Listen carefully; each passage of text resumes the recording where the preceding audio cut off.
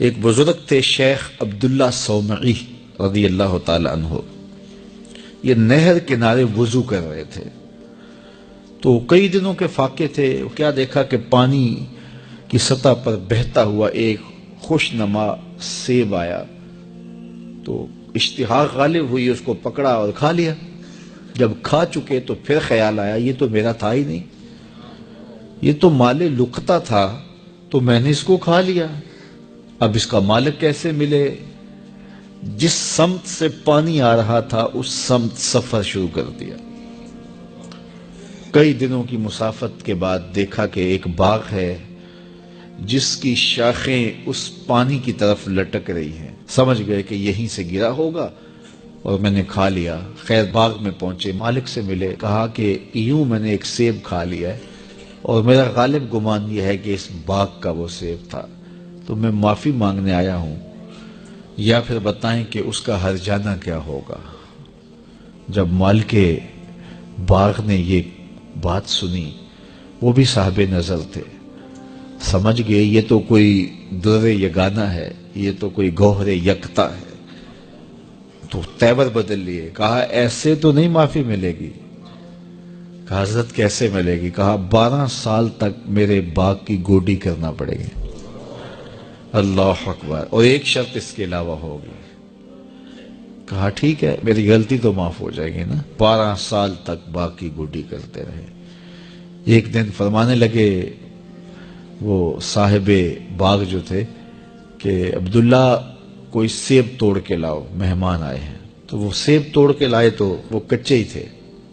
تو کہا تم 12 سال ہو گئے ہو سیبوں کے باغ میں رہتے ہوئے، تمہیں پتہ نہیں کہ کچے سیب اور پکے سیب کیسے ہوتے ہیں؟ کہا حضرت مجھ سے قسم لے لیجئے 12 سال میں ایک دفعہ بھی نظر اٹھا کے سیبوں کی جانب نہیں دیکھا. ایک سیب کھایا تھا، میں تو اس کی سزا بھگت رہا ہوں، میں تو گوڈی کرتا ہوں، اوپر کبھی نظر بھی میں نے نہیں اٹھائی.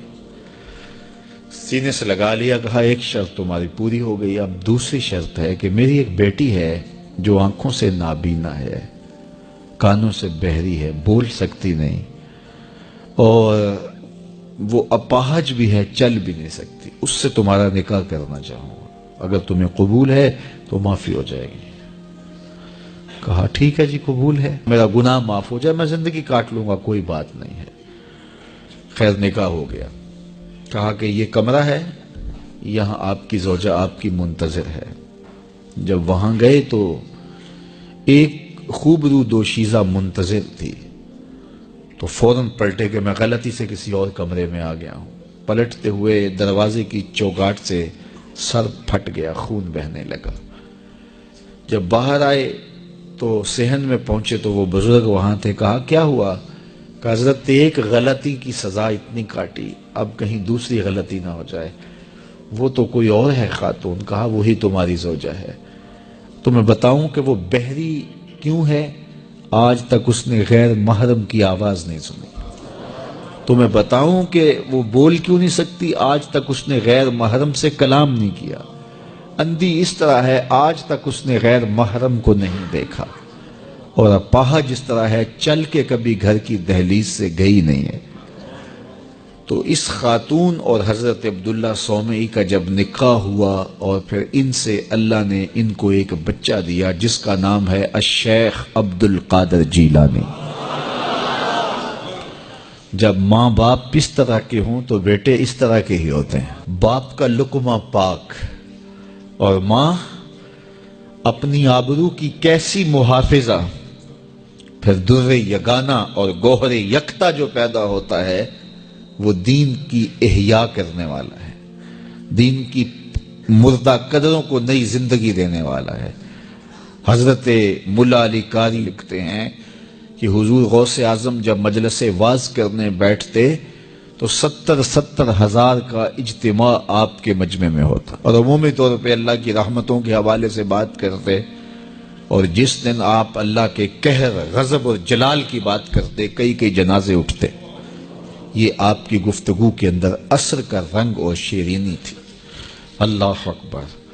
تو باپ دیکھیے کہ رزق کے معاملے میں کتنا محتاط ہے، اور ماں دیکھیے اپنی عصمت کی کتنی حفاظت کرنے والی ہے۔ مائیں بچوں کی تربیت کرتی ہیں، ماؤں کے طریقے سے، ماؤں کے ذریعے سے پاکیزہ صفت بچے جنم لیتے ہیں، تو لہٰذا ماؤں کو اچھی تربیت کا حامل ہونا چاہیے تاکہ وہ آگے اچھی تربیت خود کر سکیں۔ حضور علیہ السلام کے فرامین میں سے ایک انتہائی اہم فرمان ہے، ان الحلال بین و ان الحرام بین۔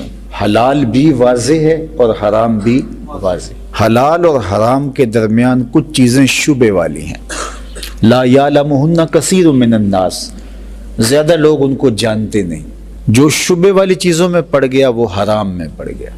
ہمیں اگر پتہ چلے کہ فلاں ہوٹل میں جو کھانا ملتا ہے اس میں کوئی ایسی چیز ہوتی ہے تو ہم اعراض کر جاتے ہیں، 2 قدم آگے چلے جاتے ہیں کہ ہم صحت کے ساتھ کھلواڑ نہیں کریں گے۔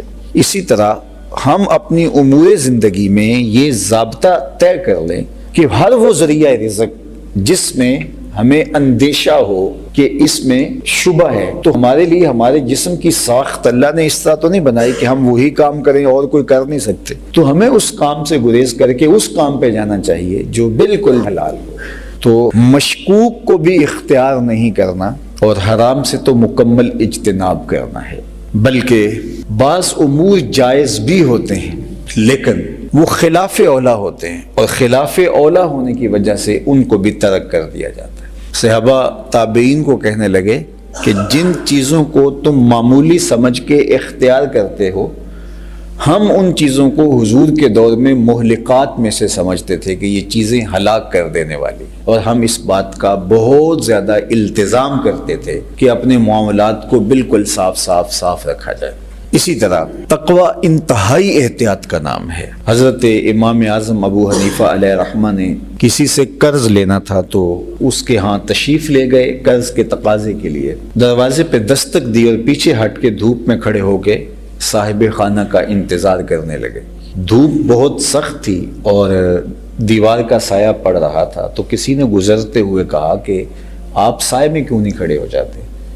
تو فرمایا کہ صاحب خانہ سے میں نے قرض لینا ہے، اور جس سے قرض لینا ہو اس سے کوئی نفع حاصل کرنا سود ہوتا ہے، تو میں ڈرتا ہوں کہ کہیں یہ سود کے زمرے میں نہ آ جائے۔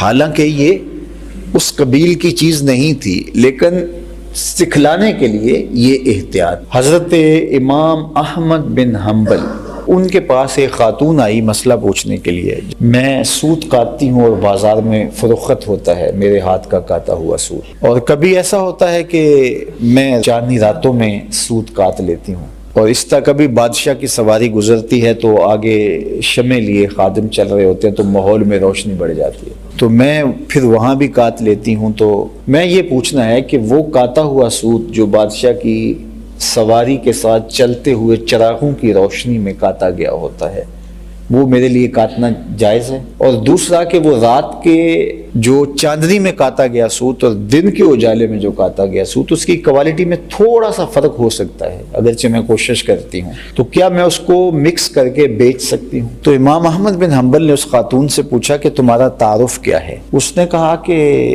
آپ مسئلہ بتائیے، سائل سے اس کی ذات تو نہیں پوچھی جاتی۔ تو آپ فرمانے لگے کچھ مسائل ایسے ہوتے ہیں کہ سائل کی حیثیت سے مسئلے کی نوعیت بدلتی ہے، تمہیں بتانا پڑے گا تم کون؟ تو اس نے کہا کہ میں بشر حافی کی ہمشیرہ۔